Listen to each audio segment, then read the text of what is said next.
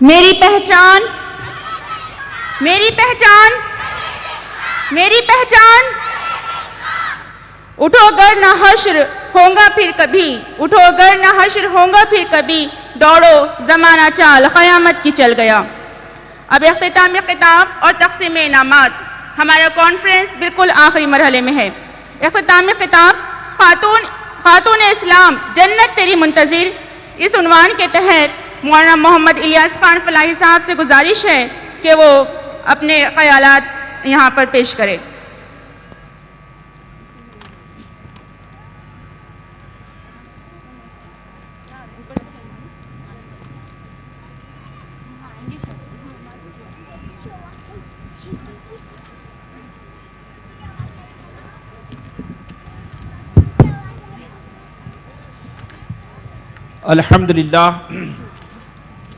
الحمدللہ رب العالمین، الصلاة والسلام علی سید الانبیاء والمرسلین وعلی آلہ واصحابہ اجمعین وعلی من تبعہم بإحسان الی یوم الدین، اما بعد فاعوذ باللہ من الشیطان الرجیم، بسم اللہ الرحمن الرحیم۔ المؤمنون والمؤمنات بعضهم اولیاء بعض، صدق اللہ العلی العظیم۔ اسٹیج پر تشریف فرما قابل صد احترام عزت مآب خواتین اسلام، معزز بہنوں اور پیاری بچیوں، اور میرے سامنے موجود شہر اورنگ آباد کے انتہائی باوقار اور دانشمند حضرات، السلام علیکم ورحمۃ اللہ وبرکاتہ۔ شریعت کانفرنس کے نام سے اورنگ آباد میں عام خاص میدان کی سرزمین پر یہ مقدس اور بابرکت اجتماع، جو ملت اسلامیہ کی ماؤں اور بہنوں کی بیداری کی ایک منظم، کامیاب، ہمہ گیر اور انقلابی کوشش ہے، تو اس موقع پر میں ملت اسلامیہ کے علماء کرام، ملت اسلامیہ کے مختلف مکاتب فکر کے ذمہ داران اور ہماری وہ بہنیں جنہوں نے اس پروگرام کو کامیاب بنانے کے لیے بے انتہا کوششیں کی ہیں، ان کو اس اعتبار سے مبارکباد پیش کرتا ہوں کہ انہوں نے ملک عزیز میں شریعت کے تحفظ کے لیے اور شریعت کے تعارف کے لیے ایک ایسے انقلابی پروگرام کا آغاز کیا ہے کہ جس کی گونج صرف عام خاص میدان کی اس بستی میں ہی نہیں، بلکہ اس وقت امریکہ اور یورپ میں بیٹھے ہوئے لوگ بھی کروڑوں کی تعداد میں اسلام کے حیات بخش پیغام کو سن رہے ہیں۔ میڈیا نے الحمدللہ غیر معمولی طور پر اس کانفرنس کو جو کوریج دیا ہے، تو اس کے نتیجے میں اب یہ کانفرنس صرف اورنگ آباد کی آواز نہیں ہے، بلکہ یہ ایک عالمگیر آواز بن کر ایک نئے انقلاب کی دہلیز تک پہنچ چکی ہے۔ محترم بہنوں اور عزت مآب خواتین، اذان ہو رہی ہے، 2 منٹ ہم اذان کا انتظار کرتے ہیں، انشاءاللہ اس کے بعد میں مختصر سے خطاب میں آپ سے کچھ باتیں عرض کروں گا۔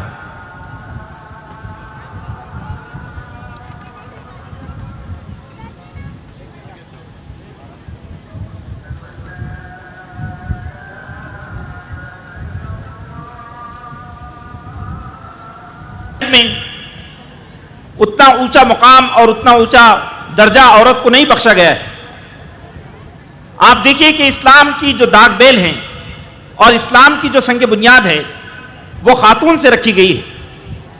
سب سے پہلے پیغمبر اسلام محمد مصطفیٰ صلی اللہ علیہ وسلم جو سید المرسلین ہیں، انہوں نے کلمات وحی کو خاتون اسلام ہماری ماں حضرت خدیجۃ الکبریٰ رضی اللہ تعالیٰ عنہ کی خدمت میں پیش کیا، اور دنیا میں سب سے پہلے اسلام کی تصدیق کرنے والی اور نبی پاک صلی اللہ علیہ وسلم کی ڈھارس بنانے والی کوئی خاتون ہے تو وہ خاتون اول حضرت سیدۃ النساء خدیجۃ الکبریٰ رضی اللہ تعالیٰ عنہ ہے۔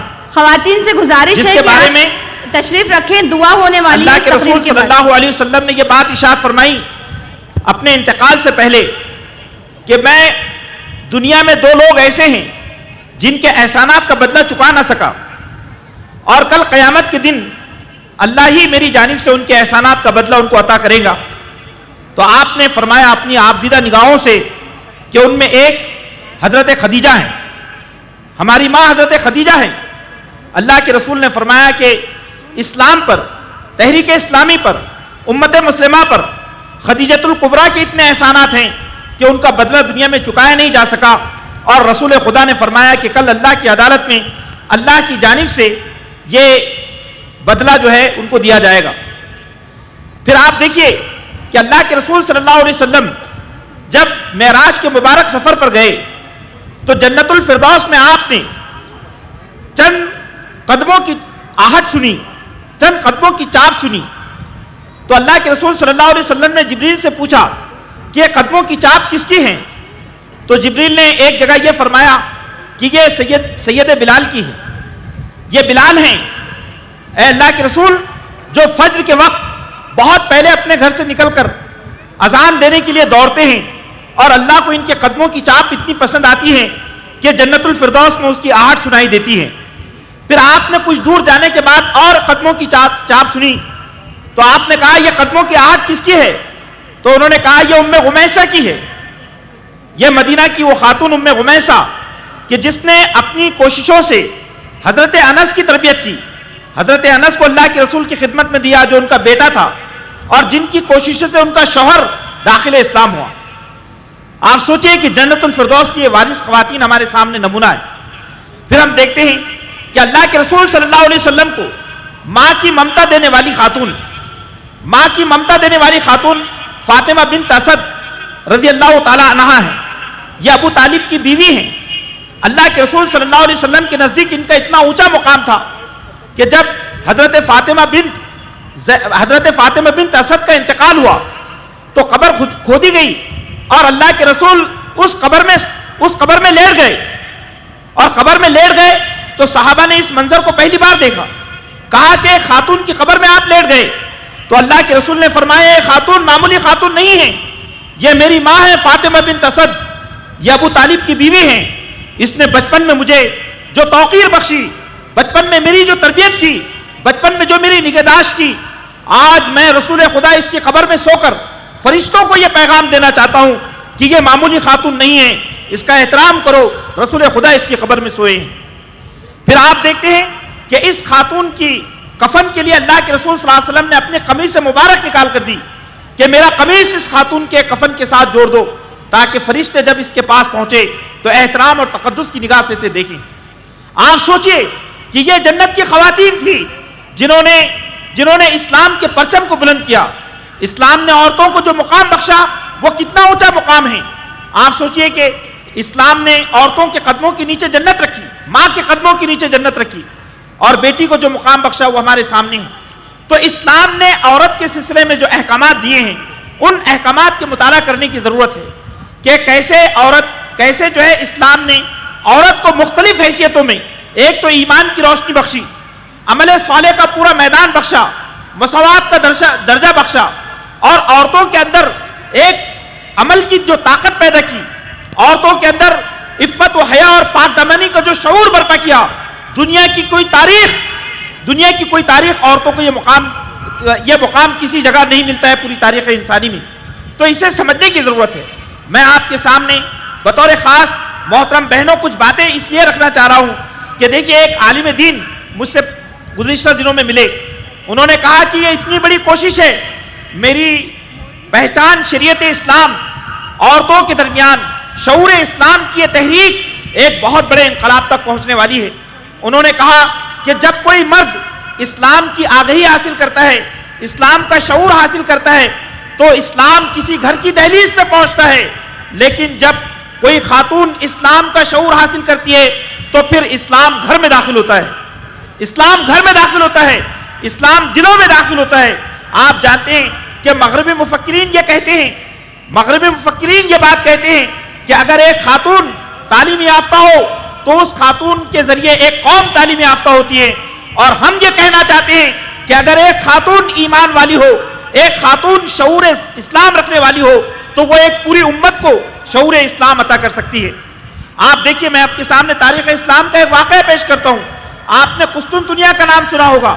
یہ قسطنطنیہ، اللہ کے رسول نے فرمایا تھا کہ وہ فوج جو قسطنطنیہ کو فتح کرے گی اس کے لیے جنت واجب ہے، اس کے سپہ سالار کے لیے جنت واجب ہے۔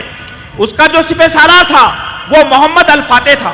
محمد الفاتح یہ جو سپہ سالار تھا، جب یہ اپنی ماں کی گود میں تھا، چھوٹا بچہ تھا، تو اس کی ماں اسے قسطنطنیہ کی دیواروں پر لے جاتی، اس کے فصیلوں پر لے جاتی اور دکھاتی، بیٹے یہ فصیلوں کو دیکھ، یہ یورپ کا سب سے بڑا شہر ہے، اس کے فصیلوں کو دیکھ۔ وہ معصوم پوچھتا محمد فاتح، اے ماں تو یہ فصیلیں مجھ کو کیوں دکھاتی ہیں؟ تو وہ ماں کہتی کہ بیٹے اللہ کے رسول نے یہ فرمایا تھا کہ جو سپہ سالار اس شہر کو فتح کرے گا اس کے لیے وہ دنیا کا خوش نصیب کمانڈر ہے، اس کے لیے جنت ہے۔ پھر ہم دیکھتے ہیں کہ محمد فاتح نے 22 سال کی عمر میں قسطنطنیہ کو فتح کیا۔ 22 سال کی عمر میں وہ خاتون اسلام کا نام آج بھی اسلامی تاریخ میں موجود ہے کہ اس کی آغوش سے محمد فاتح پیدا ہوا، کہ جس نے آج ترکی، آپ نے ترکی کا نام سنا کہ دنیا کا سب سے بڑا اسلامی ملک ہے، وہ ترکی کی داغ بیل رکھنے والی خاتون ایک مسلم خاتون ہے۔ ایک ماں نے اپنے بچے کو گود میں لے جا کر فصیل شہر کا مطالعہ کروایا، مشاہدہ کروایا کہ میرے بچے میں یہ چاہتی ہوں کہ تو اس شہر کو فتح کر، کہ اس شہر کے ذریعے اللہ کے رسول کی یہ بشارت جڑی ہوئی ہے۔ تاریخ کو پڑھ لیجئے، پورے تاریخ میں اس کے بیانات درج ہیں۔ پھر ہمارے سامنے علامہ اقبال رحمۃ اللہ علیہ ہیں۔ یہ علامہ اقبال جو مفکر اسلام ہیں، مجدد اسلام ہیں، اور جن کے کارنامے اتنے بڑے ہیں کہ صدیوں تک امت مسلمہ ان کے علم سے سیراب ہوگی۔ جب علامہ اقبال سے مغرب کے بڑے بڑے اسکالرز نے یہ پوچھا کہ اے اقبال تو نے اتنا گہرا علم کہاں سے سیکھا، تیری تربیت میں یہ اعلیٰ شعور کہاں سے آیا، تو اس نے کہا ایک معلمہ ہے، ایک معلمہ، یہ جس کا نتیجہ ہے۔ انہوں نے کہا وہ کون ہے؟ انہوں نے کہا وہ میری ماں ہے۔ یہ میری ماں ہے جس نے اقبال کو دنیا کو سونپا ہے۔ میں اپنی ساری صلاحیتیں اپنے ماں کے نام معنون کرتا ہوں، اس کے نام منسوب کرتا ہوں کہ یہ اس کا تحفہ ہے جو اس نے اقبال کو بخشا ہے۔ پھر علامہ اقبال نے اسی موقع پر یہ کہا تھا کہ لوگوں سنو، میں نے اپنی زندگی سے یہ سبق سیکھا ہے کہ قوموں کی تاریخ ماں کے ماتھے پہ لکھی جاتی ہے۔ جس قوم کی ماں باشعور ہوگی دنیا میں وہ قوم کبھی سرنگو نہیں ہو سکتی، اور جس قوم کی ماں جو ہے ایمان والی ہوگی وہ دنیا میں کبھی ایمان سے محروم نہیں ہو سکتی۔ تو بزرگان محترم، عزت مآب ماں اور بہنوں، دیکھیے جنت آپ کے قدموں کے نیچے ہے۔ آج مسلم معاشرہ جس زبو حالی کا شکار ہے، اس معاشرے میں خود اعتمادی پیدا کرنا، اس میں اسلامی قدروں کو فروغ دینا، اس کی نسلوں کو اسلام کا محافظ بنانا، دیش کا، ملک کا، سماج کا سچا شہری بنانا، یہ آپ کے ہاتھوں میں ہے۔ آپ اپنے ہاتھوں کی طاقت سے واقف نہیں ہیں۔ ان ہاتھوں میں صرف چوڑیاں نہیں ہیں، بلکہ ان ہاتھوں میں اللہ نے قوموں کا مقدر رکھا ہے۔ ان ہاتھوں میں اللہ نے قوموں کا مقدر رکھا ہے۔ اپنی آپسی زندگی کو صحیح مقصد کے لیے وقف کیجئے۔ آج ہم دیکھتے ہیں کہ ہماری بہنیں جو ہے وہ جنت کے راستے کو چھوڑ کر مختلف قسم کی خرافات میں اپنے وقت کو ضائع کر رہی ہے۔ شادی کا کوئی مسئلہ ہے، پوری خواتین سال بھر شادی کی تیاریاں کرتی ہے، پورا وقت اس میں لگا دیتی ہے۔ ہم دیکھتے ہیں گھروں کے اندر رشتے ناطے نبھانے میں، ایک دوسرے کی باتیں سننے سنانے میں، ٹی وی دیکھنے میں اور اس طرح کے واحیات میں ہماری بہنوں کا کافی اور وافر وقت ضائع ہو رہا ہے۔ ہم اس موقع پر یہ کہنا چاہتے ہیں کہ ہماری بہنیں اپنے وقت کو سمجھیں۔ یہ وقت جنت بھی ہے اور یہ وقت جہنم بھی ہے۔ اگر اس وقت کی قدر و قیمت جانی گئی تو اس ملک کے عزیز میں ہم ٹیپو سلطان شہید پیدا کر سکتے ہیں، اور اس ملک کے عزیز میں ہم پھر سے وہ بلند لوگ پیدا کر سکتے ہیں جو اس ملت کے صحیح رہبر ہوں گے اور صحیح سمت دکھائیں گے۔ تو مسلم خاتون جو ہے وہ جنت کی اصل وارث ہے۔ آپ قرآن مجید کا مطالعہ کیجئے۔ قرآن مجید کی جو آیات کریمہ میں نے آپ کے سامنے پیش کیے، قرآن نے یہ نہیں کہا کہ اسلامی معاشرے کی تشکیل صرف مردوں کا کام ہے۔ قرآن نے کہا کہ اسلامی معاشرے کی تعمیر اور تشکیل مرد اور عورت دونوں کا کام ہے۔ المؤمنون والمؤمنات بعضهم اولیاء بعض، مومن مرد اور مومن عورتیں یہ آپس میں ایک دوسرے کی ولی ہیں۔ ولی کے معنی کیا ہوتی ہیں؟ ایک دوسرے کی مدد کرنے والے، ایک دوسرے کے سرپرست، ایک دوسرے کے حمایتی، ایک دوسرے کے دست و بازو، ایک دوسرے کو طاقت پہنچانے والے۔ یہ اسلامی کاز کے لیے، اسلامی مشن کے لیے ہمیں ایک دوسرے کی مدد کرنی ہے۔ اور اسلامی کاز کیا ہے؟ اسلامی کاز یہ ہے کہ ہم پوری انسانیت کے لیے مفید بنیں۔ ہم اللہ کی زمین کو اللہ کی رحمتوں کا مستحق بنا دیں، ہم زمین سے گناہوں کا خاتمہ کریں، ہم زمین پر امن، سکون اور بھلائیوں کو قائم کریں۔ تو یہ اس بات کو سمجھنے کی ضرورت ہے۔ آج آپ دیکھیے کہ مغربی تہذیب نے مرد و عورت کو آپس میں لڑا دیا ہے، دونوں باہم برسر پیکار ہے، شادیوں کا وقار گھٹا دیا گیا ہے۔ آج آپ دیکھیے کتنی افسوسناک باتیں ہیں کہ عورتوں جو رشتوں کا جو تقدس ہے وہ پامال کر دیا گیا ہے۔ اس کے نتیجے میں یورپ جس زبوحالی کا شکار ہے، جس پریشانی کا شکار ہے، ہم اس کا اندازہ نہیں کر سکتے ہیں۔ دیکھیے محترم بہنوں، اگر آپ آنکھ کھول کر دیکھیں کہ یورپ کی ملمہ سازیاں، یہ یورپ کی جو چکا چوند آپ کو دکھائی دے رہی ہیں، یہ دراصل ایک دھوکہ ہے۔ انہوں نے عورتوں کو ذلیل و رسوا کر دیا ہے، اور آج ان کی عورتیں عفت کی سلامتی کے لیے، امن و سکون کے لیے اور اپنی عزت اور اپنے وقار کے لیے در در کی ٹھوکریں کھا رہی ہے۔ یہ اسلام کا دامن پناہ ہے، یہ اسلام کا دامن آغوش ہے، یہ دامن امن و سلامتی ہے۔ محترم بہنوں، یہ اللہ کا بہت بڑا احسان ہے کہ اس نے اس عظیم اجتماع میں ہم کو جمع کیا، اس نے اسلام کا شعور بخشا کہ یہ دنیا آخری دنیا نہیں ہے، یہ دنیا فنا ضرور ہوگی، لیکن اس کے بعد ایک اور زندگی ہے جو آخرت کی زندگی ہے، اور آخرت کی زندگی ہمارا انتظار کر رہی ہے۔ اسی لیے ہم نے تقریر کا عنوان یہ رکھا، اے مسلم خاتون، جنت تیری منتظر ہے، جنت تیری منتظر ہے۔ ایک اگر آپ اچھی بیٹی کی تربیت کرتے ہیں، وہ ایک اچھی بیٹی ایک بہترین خاندان کی رہنما ہوگی۔ آپ اگر ایک اچھے بیٹے کی تربیت کرتے ہیں تو وہ بیٹا پورے ملک و قوم کے لیے باعث فخر اور باعث جو ہے وہ ناز ہوگا۔ اگر آپ اپنے گھر کے اندر اسلامی قدروں اور اسلامی اخلاق کو فروغ دیتی ہیں تو یقین جانیے وہ گھر جنت نشان ہوگا، وہ جنت کا نمونہ بنے گا۔ تو دیکھیے یہ جنت آپ کے قدموں میں رکھی گئی، آپ کے ہاتھوں میں رکھی گئی۔ بڑا نازک دور ہے، اس نازک دور میں ہم چاہتے ہیں اپنی بہنوں کی حفاظت کریں، ان کے رشتوں کو بحال کریں، ان کو وہ مقام بلند جو اسلام نے ان کو بخشا ہے، جس کے بارے میں علامہ اقبال نے یہ بات کہی تھی کہ وجود زن سے ہے تصویر کائنات میں رنگ، اسی کے ساتھ سے ہے زندگی کا سوز دروں، مکالمات افلاطون نہ لکھ سکی لیکن اسی کے شعلے سے ٹوٹا شعر افلاطون۔ دنیا میں افلاطون کو پیدا کرنے والی یہی ماں ہے۔ تو آج یہ مقام ہمارے پاس ہے۔ اسلامی شریعت کا مطالعہ کیجئے، اسلامی شریعت نے ایک خاتون کو جو عزت، جو وقار بخشا، اس کو سامنے رکھیے، اپنی حیا کی حفاظت کیجئے، اپنے مقام کو سمجھیے۔ آج یہ جو دور ہے یہ مردوں سے زیادہ عورتوں سے تقاضا کرتا ہے کہ عورتیں میدان عمل میں آئیں، اپنے اولاد کی تربیت کریں، ہر اعتبار سے، اخلاقی اعتبار سے اپنے اولاد کی تربیت کرے، روحانی اعتبار سے تربیت کرے اور اپنے گھروں میں زندگی پیدا کریں۔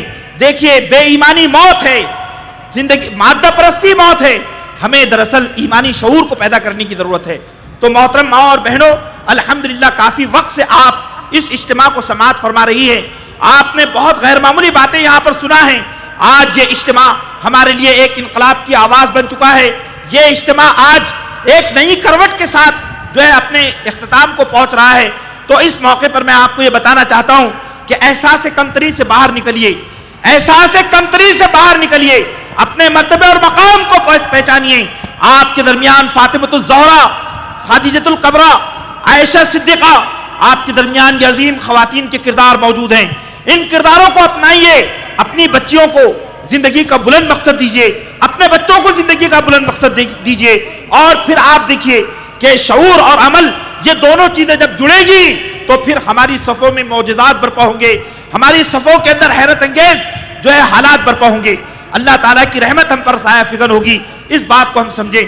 بس آخر میں کسی شاعر کے ایک شعر کو آپ کی خدمت میں پیش کرتے ہوئے اپنی گفتگو کو مکمل کرتا ہوں کہ عزم محکم ہو محترم بہنوں، اگر ہمارا عزم مضبوط ہو، مستحکم ہو، ارادے پختہ ہو، عزم محکم ہو تو سرگرم عمل ہو کر ہم عمل کی دنیا میں جا کر، عزم محکم ہو تو سرگرم عمل ہو کر ہم آؤ ذروں سے کرے چاند ستارے پیدا، آؤ ذروں سے کرے چاند ستارے پیدا، اور ڈوبنے والوں کو تو ساحل بھی ڈبو سکتا ہے، ڈوبنے والوں کو تو ساحل بھی ڈبو سکتا ہے، ورنہ طوفان میں بھی ہوتے ہیں کنارے پیدا، طوفان میں بھی کنارے پیدا ہو سکتے ہیں۔